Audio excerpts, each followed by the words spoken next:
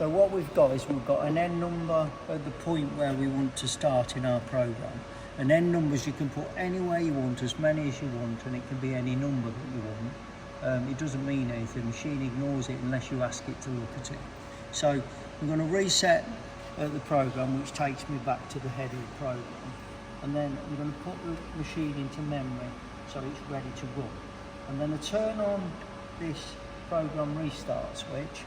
Always make sure you've got the right tool in the spindle, so it's got to be the right tool. The tool's got to be ready in the spindle. Yeah.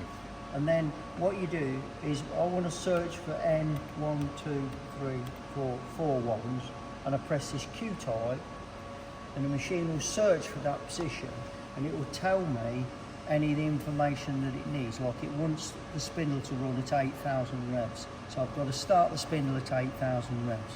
So turn off my restart, switch to MDI and type in, I'm only going to start it nice and slow because I don't need to, I'm not actually going to cut metal. End block, input, press my cycle start, so that started my spindle up.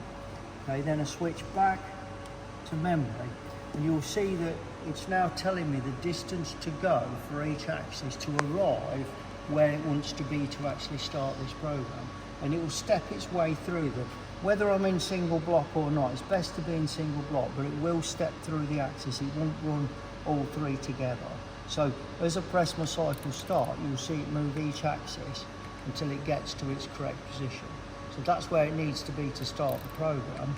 And then if I go back to my program, it's just running the program from there. And that's absolutely just going to go. But I've altered the offset, so it just goes around the shape. So that will just go around the shape and repeat it. So if you do, you can switch that off now. So